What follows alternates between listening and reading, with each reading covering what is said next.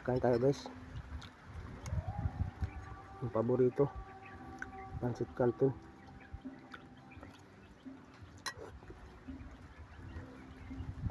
Nakasilang pala ako guys na kulungan ng manok kayo, no? Manok bagong pisa. Ayun yung buko ko. Inumin.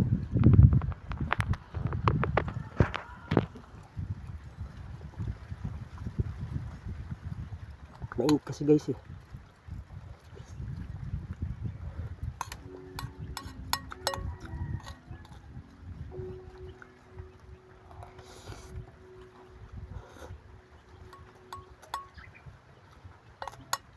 Grabe ang init ngayon guys.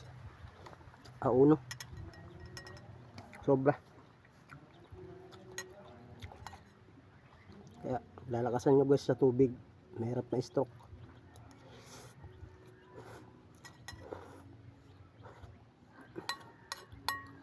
Guys, yung pancit canton, hindi ako nagsasawa. Unang-una, mabilis siyang lutuin. Tapos masarap pa.